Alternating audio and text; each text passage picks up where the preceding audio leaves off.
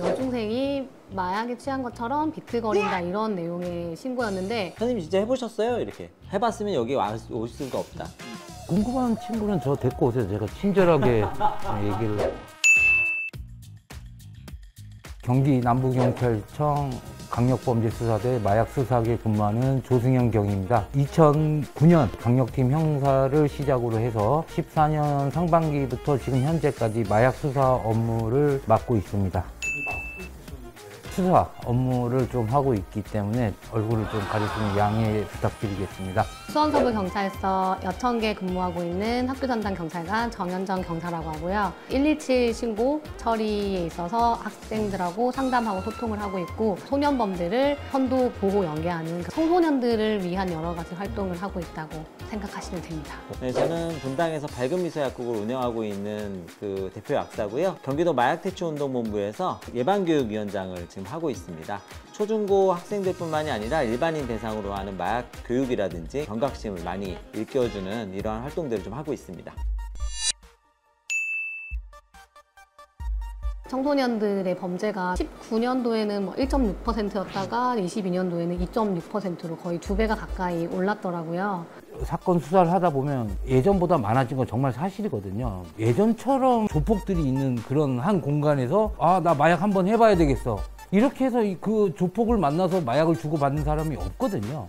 인터넷 뉴스든 다 거기서 접하기 때문에 구입 방법, 마약류에 대한 은어 검색을 해봐요. 혼자서 하는 게 아니고 친구들이랑 어울리면서 접하는 경우가 정말 많으니까. 교육을 실제로 나가보면 학생들은 거의 범죄에 대한 인식이 없는 편이었었던 것 같아요. 청소년들이 호기심을 가지고 자칫 잘못해서 이제 실행에 옮겨진다면 큰 범죄로도 이어질 수 있는 거기 때문에 범죄라는 인식이 좀 스며들 수 있게끔 지속적으로 교육과 부모님의 관심이 많이 필요하다고 생각이 됩니다. 철두철미한 예방교육이 제일 중요하다고 봐요. 우리가 예방교육을 집중적으로 해서 거기에 대한 나만의 가치관을 가지고 있으면 사실은 노출돼도 상관없거든요.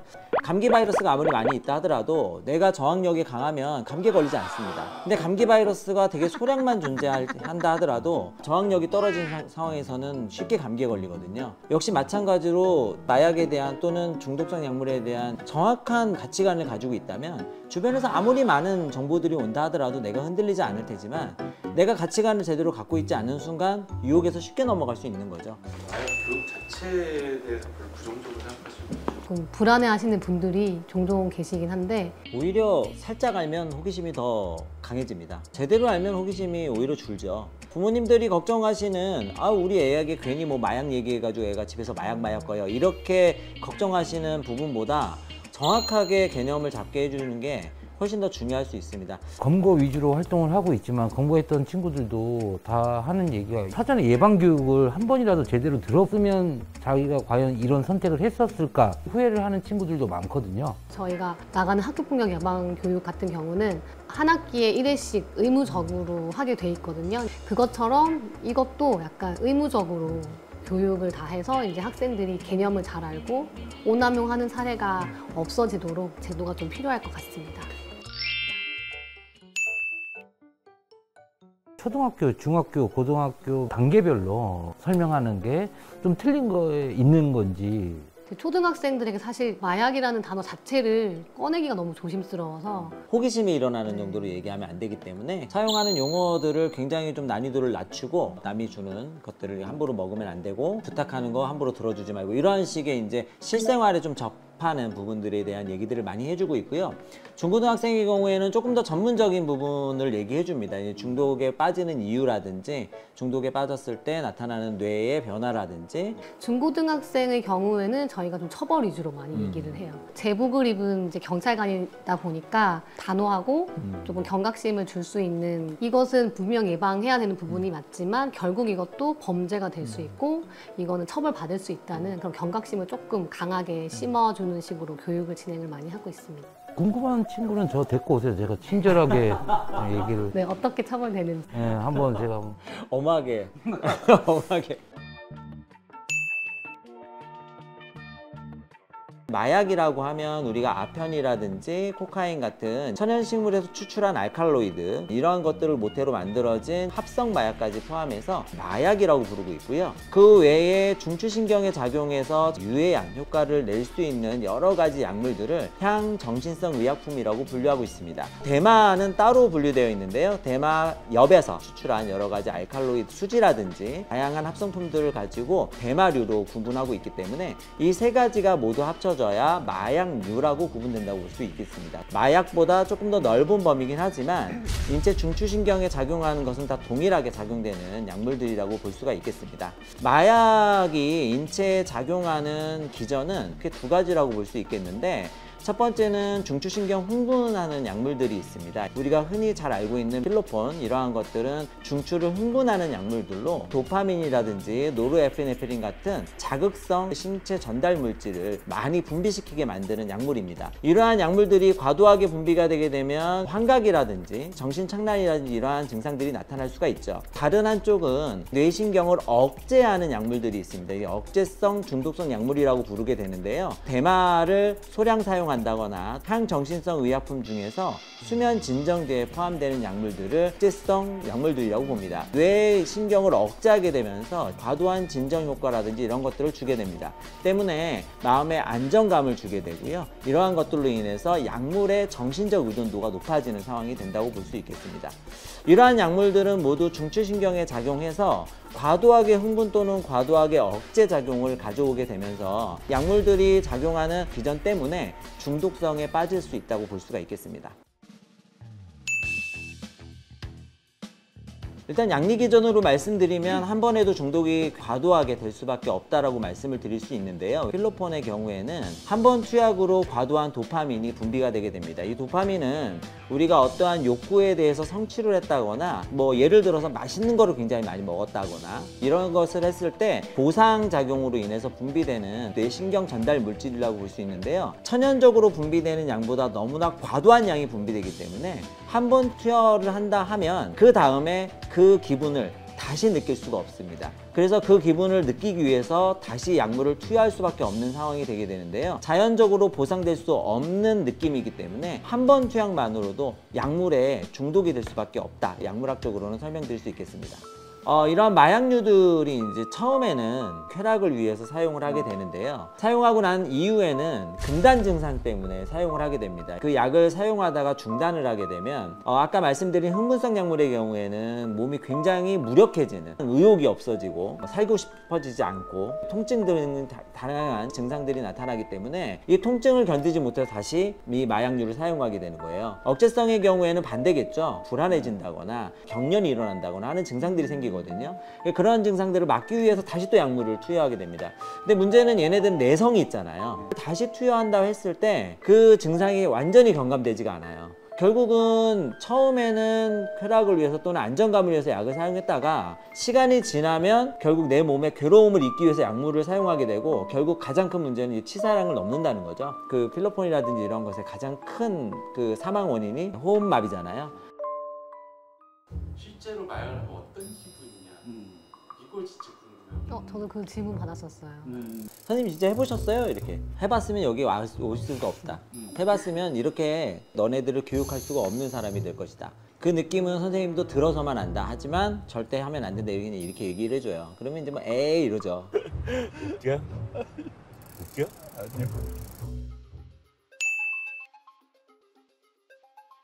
여중생이 마약에 취한 것처럼 비틀거린다 이런 내용의 신고였는데 이제 온라인으로 약을 구입한 거였고, 그 감기약 성분에는 덱스트로메트로판 그 성분이 들어 있었다고 합니다. 20알을 과다 복용을 했고 부작용이 이제 환각 증상이었는데, 덱스트로메트로판이 환각작용을 유발하기 때문에 국내에서는 함량을 현저하게 줄여서 일반 의약품으로 출시가 되어 있는데, 감기약 같은 경우에도 이런 중추신경에 작용하는 약물들이 있기 때문에 그 약에 대한 오남용의 그 경각심을 일러주는 것도 중요하다고 저는 생각합니다. 사건을 수사하다 보면 그 의료용 마약류에 대해서 경각심이 너무 없는 것 같더라고요. 그걸 모르니까 이제 오용 남용하는 경우가 특히 많은데, 수면제, 졸피뎀 자체가 이 마약류의 그 향정신성 의약품에 속해 있는 걸 모르는 사람들이 너무 많아요. 살 빼는 약, 있죠. 펜터민. 네, 펜터민이라고 향정신성 의약품에 분명히 속해 있는데 이게 설마 마약류겠어? 약사가 주는 건데 먹어도 상관없겠지. 왜냐하면 의약품 형태로 나와 있잖아요. 그러니까 불법이라고 생각을 잘 안 하는 거예요. 펜터민 같은 경우에는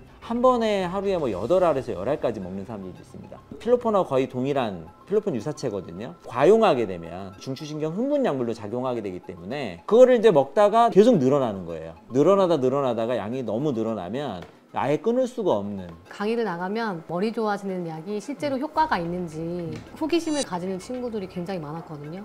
메칠페니데이트는 식욕 억제제보다 훨씬 더 그레이드가 높은 향정신성 의약품입니다. 일단은 용어 자체가 조금 잘못된 것 같아요. 왜냐면 머리 좋아지는 약은 아닙니다. 기억력을 좋게 만드는 약은 아니거든요. 산만한 상태를 좀 집중을 하게 하는 상태로 만들어주는 약, 요 정도로 이해는 할 수 있을 것 같아요. 이게 어디에서 제일 처음에 사용됐는지 아세요 혹시? 필로폰이라고 하는 약물인데 세계 2차 대전 때 제일 처음에 사용됐습니다. 군인들이 잠 안 자고 전쟁을 치를 수 있도록 억지로 만들어준 약물이었어요. 전쟁 수행 능력을 높이기 위해서 만들어 놨는데 이 약물에 중독된 많은 군인들이 치아가 다 빠져버린다든지 피부에 뭐 괴사가 일어난다든지 이거 막 피부를 막 긁습니다. 굉장히 가려움증이 막 심해지기 때문에. 똑같은 약이라고 볼 수는 없지만 기전은 같다는 거예요. 집중하게 되는 기전은 같기 때문에 이 기전을 위해서 아프지 않은 사람이 약물을 사용한다고 하는 것은 굉장히 위험한 일이다. 사실 청소년이 직접 선택해서 먹는다기보다는 학부모가 선택해서 주는 경우들도 있거든요. 이러한 것들에 대한 경각심이 굉장히 필요해요. 펜타닐에 중독된 친구를 제가 조사를 한 적이 있거든요.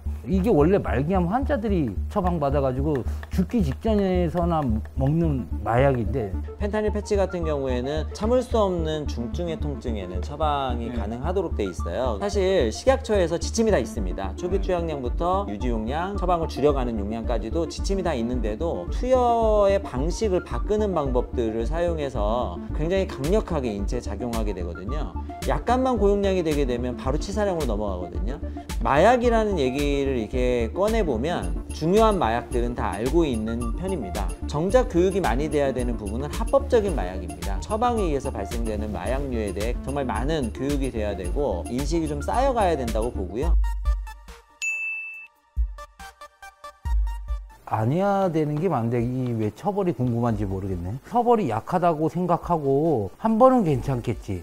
두 번, 세 번 하다 보면 끝까지 안 잡힐 수가 없거든요. 어떻게 하면 좋은 변호사를 선임을 해갖고 처벌 수위를 낮출 그 생각밖에 안 하시는 것 같아요. 그 처벌보다 그 대가가 엄청나거든요. 말씀하신 것처럼 진짜 처벌을 걱정할 것이 아니라 그냥 사용을 안 하는 것이 답이다. 학교 주변에 보통 뭐 사탕이나 이렇게 먹을 거 나눠주는 곳들이 많잖아요. 저기에도 뭔가 들어있는 게 아니냐, 너무 불안하다. 아이들이 다니고 있는 학교 주변에 그런 사람들이 많으니 차단을 해달라는 신고가 몇 건 들어왔었거든요. 모르고 먹는 경우도 있어요. 서울 대치동 그 사건 같은 경우에는 본질은 공갈 사건으로 보고 있거든요. 경위님 근데 본인이 모르고 복용을 했다 하더라도 결국은 피의자가 되는 거잖아요.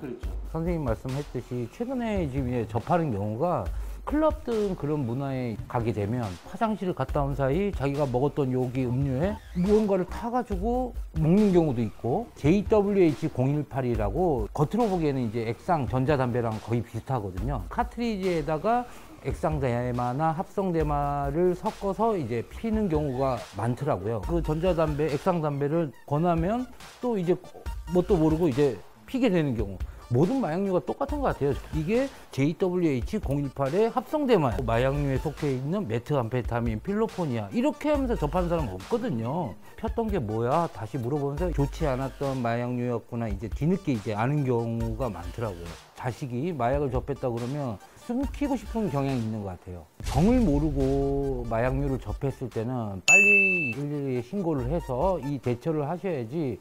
특히 먹었던 음료나 이런 거를 챙겨서 가까운 경찰서에 방문을 하신다던가 112 신고를 해서 당시 그 증거물이나 이런 거를 사전에 또 제출할 수 있도록 하는 게 대처 방법이지 않을까 싶습니다. 고혈압 증세가 있을 때 치료를 받지 않고 내두면 어떻게 되죠? 터져버리죠. 약물 중독도 마찬가지인데요. 뇌기능의 손상으로 인해서 이 중독을 끊지 못하는 형태가 돼버립니다. 얘가 의지가 없어서 못 끊는 거야. 이렇게 하시는 경우가 많거든요.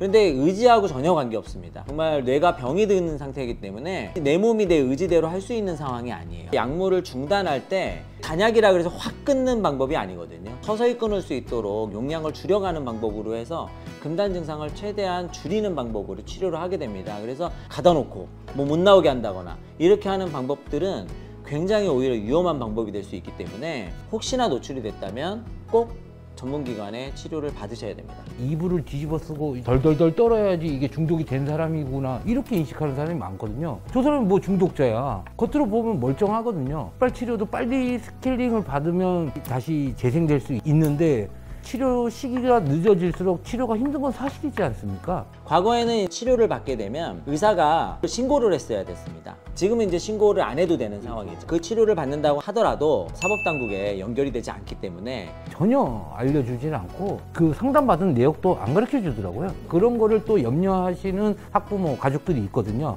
그런 거는 염려하지 말고 상담, 뭐 병원 치료 받는 게 급선무인 것 같아요.